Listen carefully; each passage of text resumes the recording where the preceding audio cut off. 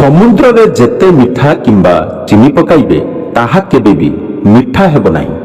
ସେହିପରି କିଛି ଲୋକଙ୍କୁ ଯେତେ ଆପଣ ନିଜର କରିବାକୁ ଚେଷ୍ଟା କରିବେ ସେମାନେ କେବେ ବି ନିଜର ହେବେ ନାହିଁ। ନମସ୍କାର ମୋର ପ୍ରିୟ ମିତ୍ରମାନେ, ମୁଁ ଏହି ଚ୍ୟାନେଲରେ ହାର୍ଦ୍ଦିକ ସ୍ୱାଗତ କରୁଛି। ଯଦି ବନ୍ଧୁମାନେ ଏହି ଭିଡ଼ିଓ ଦେଖୁଛନ୍ତି ତେବେ ଭିଡ଼ିଓକୁ ନିଶ୍ଚିତ ଭାବରେ ଲାଇକ୍ କରନ୍ତୁ ଏବଂ ଚ୍ୟାନେଲରେ ଯଦି ନୂଆ ଅଛନ୍ତି ଚ୍ୟାନେଲକୁ ନିଶ୍ଚିତ ଭାବରେ ସବସ୍କ୍ରାଇବ୍ ରଖନ୍ତୁ। ଆଜିର ଏହି କାର୍ଯ୍ୟକ୍ରମ ମେଷ ରାଶି ଥିବା ଲୋକମାନଙ୍କ ପାଇଁ ବହୁତ ଇମ୍ପୋର୍ଟାନ୍ସ ରହିବ। ଅପ୍ରିଲ 2025 ମାସିକ ରାଶିଫଳ କେମିତି ରହିବ ଏହାର ବ୍ୟାପକ ବିଶ୍ଳେଷଣ କରିବି। ଆପଣଙ୍କର ସ୍ୱାସ୍ଥ୍ୟ, ଶିକ୍ଷା, ପ୍ରେମ, ପ୍ରିୟଜନ ଏବଂ ବିବାହିତ ଜୀବନ, ଭାଗ୍ୟ, କ୍ୟାରିୟର ଓ ବ୍ୟବସାୟ କେମିତି ରହିବ ସମସ୍ତ ତଥ୍ୟ ଆପଣଙ୍କୁ ଦେବି। ଏଥିସହିତ ଏହି ମାସରେ ନବଗ୍ରହ ମାନଙ୍କର ସ୍ଥିତି କେମିତି ରହିବ ଏବଂ ସେମାନେ କିପରି ପ୍ରଭାବ ପକାଇବେ ଏସବୁ କଥା ଏଠି ଆଲୋଚନା। ଏହି କାର୍ଯ୍ୟକ୍ରମ ଜନ୍ମ ରାଶି ବା ଚନ୍ଦ୍ର ରାଶି ଉପରେ ଆଧାରିତ ଅଟେ। ଏହି ଭିଡ଼ିଓର ଶେଷରେ ମୁଁ ଆପଣମାନଙ୍କୁ ଏପ୍ରିଲ ମାସରେ ପାଇଁ କିଛି ସୂଚକ ବା ଅଚୁକ ଉପାୟ କହିବି ଯାହା ଆପଣଙ୍କୁ ସଫଳତା ଏବଂ ଉନ୍ନତି ଆଣିପାରିବ। ତେବେ ଭଲ ଭାବେ ଫୋକସ୍ କରନ୍ତୁ ଯେହେତୁ ଏହା ଆପଣଙ୍କୁ ସମସ୍ତ ଜାଣିବାରେ ସାହାଯ୍ୟ କରିବ। ଚାଲନ୍ତୁ ଆମେ ଆରମ୍ଭ କରିବା। ମେଷ ରାଶିର ଅଧିପତି ଗ୍ରହ ହେଉଛନ୍ତି ମଙ୍ଗଳ ଏବଂ ଏହି ମଙ୍ଗଳ ଗ୍ରହ ତୃତୀୟ ଘରରେ ଅଛନ୍ତି ବା ଥାର୍ଡ ହାଉସ୍। ଦ୍ୱିତୀୟ ଘରରେ ଗୁରୁ ବା ବୃହସ୍ପତି ଅଛନ୍ତି। ଷଷ୍ଠ ଘରରେ କେତୁ ବିରାଜମାନ ଅଛନ୍ତି ଏବଂ ଦ୍ୱାଦଶ ବା 12ତମ ଘରରେ ସୂର୍ଯ୍ୟ, ବୁଧ, ଶୁକ୍ର, ଶନି ଏବଂ ରାହୁ ଏହି ପାଞ୍ଚଟି ଗ୍ରହ ଅଛନ୍ତି। ସ୍ୱାସ୍ଥ୍ୟ, ପ୍ରଥମ ଘର ହେଉଛି ଆପଣଙ୍କର ସ୍ୱାସ୍ଥ୍ୟ ଏବଂ ରୋଗ ପ୍ରତିରୋଧକ ଶକ୍ତି ବା ଇମ୍ୟୁନିଟି ପାୱାର। ଏହି ଘରର ଅଧିପତି ହେଉଛନ୍ତି ମଙ୍ଗଳ ଏବଂ ସେ ଏବେ ତୃତୀୟ ଘରରେ ଅଛନ୍ତି, କିନ୍ତୁ 5 ଏପ୍ରିଲରୁ ସେ ଚତୁର୍ଥ ଘରକୁ ପ୍ରବେଶ କରିବେ। ତୃତୀୟ ଘରରେ ମଙ୍ଗଳ ଥିବାରୁ ସାହସ, ଶାରୀରିକ ଶକ୍ତି ଏବଂ ଷ୍ଟାମିନା ବଢ଼ିଥାଏ, କିନ୍ତୁ ଏହି ସମୟରେ ସ୍ୱାସ୍ଥ୍ୟରେ କିଛି ସମସ୍ୟା ହୋଇପାରେ। ତେଣୁ 5 ଏପ୍ରିଲ ପୂର୍ବରୁ ସ୍ୱାସ୍ଥ୍ୟ ଉପରେ ଖାସ୍ ଧ୍ୟାନ ଦେବା ଦରକାର। ଏହାପରେ ମଙ୍ଗଳ ଚତୁର୍ଥ ଘରକୁ ଗଲେ ଯେଉଁଠି ସୁଖ ଏବଂ ସ୍ଥିରତାର ଘର, ସ୍ୱାସ୍ଥ୍ୟର ଏକ ସାଧାରଣ ସୁଧାର ଦେଖିବାକୁ ମିଳିବ। ହେଲେ ମଙ୍ଗଳ ଏଠି ନିଜ ରାଶିରେ ଥିବାରୁ କିଛି ସମସ୍ୟା ଉପୁଜିପାରେ, କିନ୍ତୁ ଏହା ତୀବ୍ର ହେବ ନାହିଁ। ଖାଦ୍ୟ ଏବଂ ଏହାର ଅଭ୍ୟାସ କରନ୍ତୁ ଭଲ ଭାବରେ ଏବଂ ଦ୍ୱାଦଶ ଘରରେ ସୂର୍ଯ୍ୟ, ବୁଧ, ଶୁକ୍ର ଏବଂ ରାହୁ ଥିବାରୁ 14-15 ଏପ୍ରିଲ ପର୍ଯ୍ୟନ୍ତ ତୁମେ ଖାଦ୍ୟ ଉପରେ ବିଶେଷ ଧ୍ୟାନ ଦେବା ଉଚିତ। ତେଲିଆ ଖାଦ୍ୟ ବହୁତ କମ୍ ଖାଇବା ଉଚିତ ଏବଂ ପେଟ ସମ୍ବନ୍ଧୀୟ ଅସୁବିଧା ହୋଇପାରେ, ତେଣୁ ଭଲ ଆହାର ଅଭ୍ୟାସ କରିବା ଉଚିତ। ଏହି ସମୟରେ ଇନଫେକ୍ସନ ହେବ ଏବଂ ଆଲର୍ଜି ଥିବାର ସମ୍ଭାବନା ରହିଛି, ତେଣୁ ସାବଧାନ ରହିବା ଉଚିତ। ଏବେ ଆମେ ତୁମର ପଢ଼ା ଉପରେ କିଛି ଆଲୋଚନା କରିବା। ମେଷ ରାଶିର ଅପ୍ରିଲ ମାସରେ ମେଷ ରାଶିର ଛାତ୍ରଛାତ୍ରୀମାନଙ୍କର ପାଠପଢ଼ା କେମିତି ରହିବ? ପଞ୍ଚମ ଭାବ ବା 5th ହାଉସ୍ ହେଉଛନ୍ତି ଶିକ୍ଷା, ପ୍ରେମ ସମ୍ବନ୍ଧ ଏବଂ ସନ୍ତାନର ଭାବ।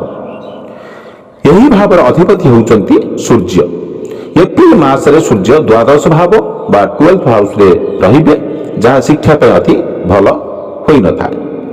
ଏଥିରେ ଶନି, ରାହୁ ଏବଂ ବୁଧ ମଧ୍ୟ ଅଛନ୍ତି, ଯେଉଁଥିରେ ମନ ବିବ୍ରତ ରହିବ, ପଢ଼ାରେ ମନ ଲାଗିବ ନାହିଁ ଏବଂ ସବୁବେଳେ ବାଚାଳିଆ ଭଳି ହେବେ। କେବେ ପଢ଼ା ଭଲ ହେବ ଦେଖିନେବା।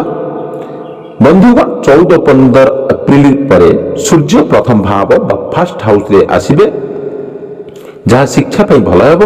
ଯଦି ଆପଣଙ୍କର ରେଜଲ୍ଟ 14-15 ଏପ୍ରିଲ ପରେ ରହେ ତେବେ ଆପଣଙ୍କ ପାଇଁ ବହୁତ ଉତ୍ତମ ହେବ ବା ରେଜଲ୍ଟ ଭଲ ହେବ, କିନ୍ତୁ ଏହାର ଆଗରୁ ପରୀକ୍ଷା ରହିଲେ ତେବେ ଅଧିକ ପରିଶ୍ରମ କରିବାକୁ ପଡ଼ିବ। ମନେ ରଖନ୍ତୁ ଛାତ୍ରଛାତ୍ରୀମାନେ, ଶନି ଏବଂ 7.5ର ପ୍ରଭାବ। ମେଷ ରାଶିର ଶନିର 7.5ର ଆରମ୍ଭ ହୋଇଛି। ଆପଣଙ୍କର ଜନ୍ମକୁଣ୍ଡଳୀରେ ଶନି କେମିତି ଅଛନ୍ତି ସେଠି ଆପଣଙ୍କର ଉପରେ ପ୍ରଭାବ ପଡ଼ିବ। ଯଦି ଶନି ଦୁର୍ବଳ ବା ଅଥବା ଖରାପ ଅବସ୍ଥାନରେ ଅଛନ୍ତି ତେବେ କର୍ମର ଫଳ ଭୋଗିବାକୁ ପଡ଼ିବ, କିନ୍ତୁ ଯଦି ଶନି ଭଲ ଅବସ୍ଥାନରେ ଅଛନ୍ତି ତେବେ ଅଧିକ କାମ ଦେଇ କିନ୍ତୁ ଆପଣଙ୍କୁ ସଫଳ କରିବେ। ପ୍ରେମ ଏବଂ ସମ୍ପର୍କ ଉପରେ ପ୍ରଭାବ। ପ୍ରେମ ଏବଂ ସମ୍ପର୍କ ଉପରେ ପ୍ରଭାବ ପଞ୍ଚମ ଭାବ। ପ୍ରେମ ସମ୍ପର୍କ ପାଇଁ ମଧ୍ୟ ଦେଖାଯାଏ ପଞ୍ଚମ ଭାବ। ଏହି ଭାବରେ ଅଧିପତି ସୂର୍ଯ୍ୟ ଅଛନ୍ତି, ଦ୍ୱାଦଶ ଭାବରେ ଅଛନ୍ତି, ଯାହା ପ୍ରେମ ଜୀବନରେ କେତେକ ସମସ୍ୟା ଆଣିଥାଏ। ମଙ୍ଗଳ ଚତୁର୍ଥ ଭାବରେ ରହିଥିବାରୁ ଅନାବଶ୍ୟକ ଝଗଡ଼ା ବା ଏକ ସାଥିରେ ଯୋଉଠି ମିସଅଣ୍ଡରଷ୍ଟାଣ୍ଡିଂ ଅବସ୍ଥା ସୃଷ୍ଟି ହୋଇପାରେ। ସୁପରିଶ୍ରମ କରନ୍ତୁ ଏବଂ ଶାନ୍ତ ରୁହନ୍ତୁ। ଏପ୍ରିଲ ମାସର ପ୍ରଥମାର୍ଦ୍ଧରେ ଚିନ୍ତା ଅଧିକ ହୋଇପାରେ, କିନ୍ତୁ 14-15 ଏପ୍ରିଲ ପରେ ଅବସ୍ଥା ଭଲ ହେବ। ନିଜ କର୍ମ ଉପରେ ଧ୍ୟାନ ଦେଇ ଉତ୍ସାହ ଏବଂ ଧୈର୍ଯ୍ୟ ରଖନ୍ତୁ, ନିଶ୍ଚିନ୍ତ ଭାବେ ଭଲ ଫଳ ପାଇବେ। ଏବଂ ଫାଲତୁ କଥାକୁ ନେଇ ବିବାଦ କରିବାକୁ ଯଦି ଚାହିଁବେ ତାହା କରିବାକୁ ହେବ। କାହିଁକି? କାରଣ ସୂର୍ଯ୍ୟ ରାହୁ ସହିତ ବସିଛନ୍ତି। ଏହି ସଂଯୋଗ ଆପଣଙ୍କୁ ରାଗ ଏବଂ ଆପଣଙ୍କ ମନରେ ଘୃଷା ସୃଷ୍ଟି କରିବ। ଯେଉଁମାନେ ଆପଣଙ୍କର ଲଭ୍ ରିଲେସନରେ ଅଛନ୍ତି ସେମାନେ ମଧ୍ୟ ଆକ୍ରୋଶ ଦେଖିବାକୁ ମିଳିପାରିବ। ସେମାନେ ଛୋଟ ଛୋଟ କଥାକୁ ନେଇ ଖୁବ୍ ବଡ଼ ବା ଅଧିକ ପ୍ରତିକ୍ରିୟା କରିପାରନ୍ତି ଏବଂ ଡୋମିନେଟିଂ ନେଚରରେ ଦେଖାଇ ପାରନ୍ତି।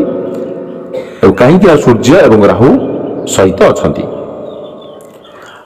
ଆପଣଙ୍କୁ କିଛି ଅନୁସନ୍ଧାନ କରି ଆଚରଣ କରିବାକୁ ପଡ଼ିବ। ଯଦି ଆପଣମାନେ କୌଣସି ଆଚରଣ କରିବାକୁ ବା କଥା କହିବାକୁ ହେଲେ ଆପଣଙ୍କୁ ଭାବି ଚିନ୍ତି କଥା କହିବାକୁ ପଡ଼ିବ। ଏହି ଅବସ୍ଥା 14-15 ଏପ୍ରିଲ ପର୍ଯ୍ୟନ୍ତ ରହିପାରେ। ଯେତେବେଳେ ସୂର୍ଯ୍ୟ ରାହୁ ଏବଂ ଶନି ସହିତ ଅଛନ୍ତି, ଏଠି ଯୋଉ ଶାପ୍ୟୁତ ଦୋଷ ବା କହନ୍ତି ଅଭିଶ୍ରାପିତ ଯୋଉ ଦୋଷଟା ଏବଂ ଗ୍ରହ ଦୋଷ ରହିଛି, ତେଣୁ ଆପଣଙ୍କୁ ସତର୍କ ରହିବା ଉଚିତ। ଏହି ସମୟରେ କୌଣସି ଏମିତି କଥା ହେଇପାରେ ଯାହା ଚର୍ଚ୍ଚା ବନ୍ଦ ହେବ କିମ୍ବା ଅତ୍ୟଧିକ ବିବାଦ ହେବାର ଦିଗକୁ ମଧ୍ୟ ଆଣିପାରିବ ବା ଟାଣିପାରିବ। ବୁଝିପାରିଲେ? ଏବଂ ବିବାହିତ ଜୀବନ ଦେଖିବା। ବିବାହିତ ଜୀବନ କେମିତି ହେବ ନା 7th ହାଉସ ବିବାହିତ ଜୀବନକୁ ପ୍ରତିନିଧିତ୍ୱ କରେ। ଏଠି ଶୁକ୍ର ସପ୍ତମ ଭାବର ସ୍ୱାମୀ ବା 12ତମ ଘରରେ ଅଛନ୍ତି। ଏହା ବ୍ୟୟ ଘର ହୋଇଥିବାରୁ କିଛି ଅସତର୍କତା ରହିପାରେ। ତଥାପି ଶୁକ୍ର ମୀନ ରାଶିରେ ଉଚ୍ଚ ଅଟନ୍ତି, ଯାହା ଏକ ଭଲ ସଂକେତ ଅଟେ। କିନ୍ତୁ ସେମାନେ ଶନି ଏବଂ ରାହୁ ସହିତ ଅଛନ୍ତି, ଯାହା କିଛି ଚ୍ୟାଲେଞ୍ଜ ଆଣିବ ଜୀବନରେ। କିଛି ଏହି ମାସରେ ବିବାହିତ ଜୀବନରେ କିଛି ଯାତ୍ରା କରିପାରିବେ। ଆପଣମାନେ କିଛି ଭ୍ରମଣ ପ୍ରସ୍ତାବ ମଧ୍ୟ କରିପାରନ୍ତି। ସାମାନ୍ୟ ଭାବରେ 70-75% ବିବାହିତ ଜୀବନ ଠିକ ଅଛି। କିନ୍ତୁ ମଙ୍ଗଳ ରାଶି ହେଉଛନ୍ତି ଏ ରାଶିର ସ୍ୱାମୀ ଏବଂ ଶୁକ୍ର 7th ହାଉସର ସ୍ୱାମୀ ଏବଂ ଏମାନଙ୍କର ଯୋଉ ମୁଡ ଯୋଉ ମାଇଣ୍ଡ ଏଥିରେ କେତେକ ଅନବାଲାନ୍ସିଂ ହେବ। ଏହି କଥା ଧ୍ୟାନ ରଖି ସହଯୋଗପୂର୍ଣ୍ଣ ଆଚରଣ କରିବା ଉଚିତ। ଆପଣଙ୍କର ଜୀବନ ସାଥୀଙ୍କର ସ୍ୱଭାବ କେମିତି ରହିବ ବା ତାଙ୍କର ମୁଡ କେମିତି ରହିବ ନା ସେମାନଙ୍କର ସ୍ୱଭାବ ଭଲ ରହିବ, ଏକ ସମୟରେ ଭଲ ରହିବ ଆଉ ଏକ ସମୟରେ ମିସଅଣ୍ଡରଷ୍ଟାଣ୍ଡିଂ ମଧ୍ୟ ରହିବ। ସମ୍ପୂର୍ଣ୍ଣ ପରିବର୍ତ୍ତନ ମଧ୍ୟ ଲାଗିବ ଗୋଟେ ସମୟରେ। ଏହା ସାପେକ୍ଷ ହୋଇପାରେ ଯେ କେତେବେଳେ ସେମାନେ ଖୁବ ଭଲ ରହିବେ ଆଉ କେତେବେଳେ ମଧ୍ୟ ତାଙ୍କର ମାଇଣ୍ଡ କିଛି ପରିବର୍ତ୍ତନ ଭଳି ଲାଗିବ ଏବଂ ଅଲଗା ଭଳି ଆପଣଙ୍କୁ ଲାଗିବ। ଏବେ ଆସନ୍ତୁ ଜାଣିବା ଭାଗ୍ୟ, କ୍ୟାରିୟର ଏବଂ ବ୍ୟବସାୟ। ଭାଗ୍ୟ ଘର ହେଉଛି 9ମ ଘର ଏବଂ କ୍ୟାରିୟର ଘର ହେଉଛି 10ମ ଘର। এই 9ମ ଘର 10ମ ଘର ଦେଖିବା ବହୁତ ଜରୁରୀ ହୋଇଥାଏ। 9ମ ଘରର ଅଧିପତି ହେଉଛନ୍ତି ବୃହସ୍ପତି। 9ମ ଘରର ଯିଏ ଅଧିପତି ବୃହସ୍ପତି ସମ୍ପୂର୍ଣ୍ଣ ଆପଣଙ୍କ ଦ୍ୱିତୀୟ ଘରରେ ଅଛନ୍ତି। ମେ ମାସରେ ସେ ତୃତୀୟ ଘରକୁ ପ୍ରବେଶ କରିବେ। ବୃହସ୍ପତି 10ମ ଘର, 6ଠ ଘର ଏବଂ 8ମ ଘରକୁ ଦୃଷ୍ଟି ପକାଉଛନ୍ତି। ଯଦି ଆପଣ ଦୁର୍ଘଟଣା ନିଷ୍ପତ୍ତି ନେବାକୁ ଚାହାନ୍ତି ନାହିଁ ତେବେ ଧୈର୍ଯ୍ୟ ଧରନ୍ତୁ ଏବଂ 15 ମେ ପରେ ବଡ଼ କାମ ଆରମ୍ଭ କରନ୍ତୁ। ଏହି ସମୟ ଭିତରେ ଭାଗ୍ୟ ସହଯୋଗ କରିବ, କିନ୍ତୁ 15 ମେ ପରେ ଏହା ଆହୁରି ଉତ୍ତମ ହେବ। ଏହି ସମୟ ଭିତରେ ନୂଆ ନିବେଶ କରିବେ ଏବଂ ବଡ଼ ପ୍ରକଳ୍ପ ମଧ୍ୟ ସୃଷ୍ଟି କରିପାରିବେ କିମ୍ବା ଅନ୍ୟ କୌଣସି ମହତ୍ୱପୂର୍ଣ୍ଣ କାର୍ଯ୍ୟ କରିବା ଭଲ ସମୟ। ଏବେ ଦେଖିବା ନିଯୁକ୍ତି ଏବଂ ନୂଆ ଅବସର। ନା ବୃହସ୍ପତି 10ମ ଘରକୁ ଦୃଷ୍ଟି ପକାଉଥିବା ଅପେକ୍ଷା କରାଯାଇଥାଏ। ଏହି ସମୟରେ ଇଣ୍ଟରଭ୍ୟୁ ଅବସର ମିଳିପାରେ କିମ୍ବା ଏବଂ ନିଯୁକ୍ତି ହେବାର ବହୁତ ସମ୍ଭାବନା ମଧ୍ୟ ଅଛି। ବ୍ୟବସ୍ଥାପନ କ୍ଷମତା ଏବଂ ଜ୍ଞାନ ବୃଦ୍ଧି ମଧ୍ୟ ପାଇପାରେ।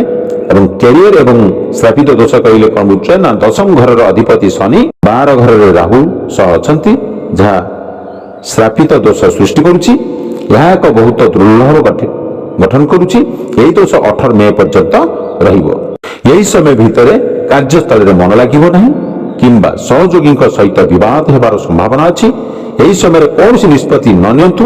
ଏହି ସମୟରେ ଧୈର୍ଯ୍ୟ ଧରିବା ଏବଂ ବିଚାର କରି ନିଷ୍ପତ୍ତି ନେବା ବହୁତ ଆବଶ୍ୟକ ହୋଇଥାଏ।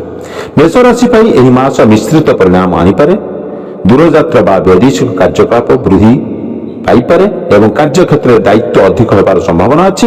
ଆପଣଙ୍କର ଦାୟିତ୍ୱ ବଢ଼ିବାର କାରଣ ହେଉଛି ଶ୍ରାପିତ ଦୋଷ ଗଠିତ ହେଉଛି ଏବଂ ବୁଧ ମଧ୍ୟ ସେଠି ଅଛନ୍ତି କୌଣସି ପ୍ରକାର ରାଜନୈତିକ ବିବାଦରେ ନ ଜଡ଼ିତ ହେବା ଉଚିତ।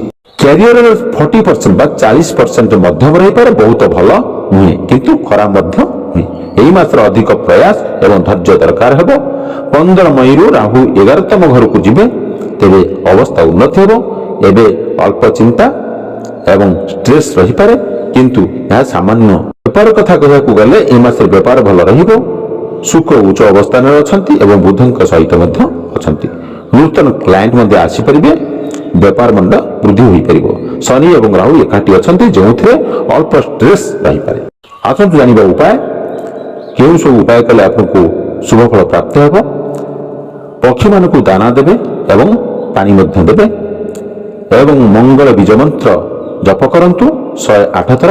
ଓಂ କ୍ରମ କ୍ରିମ କ୍ରୋମ ସ ମଙ୍ଗଳାୟ ନମଃ। ପ୍ରତିଦିନ ହନୁମାନ ଚାଳିସା ପଢ଼ନ୍ତୁ ଏବଂ ଉଦୟମାନ ସୂର୍ଯ୍ୟଙ୍କୁ ଜରୁରୀ ଜଳ ଅର୍ପଣ କରନ୍ତୁ ଏବଂ ତା ସହିତ ଶନିଙ୍କର ବୀଜ ମନ୍ତ୍ର ମଧ୍ୟ 108 ଥର ଜପ କରନ୍ତୁ।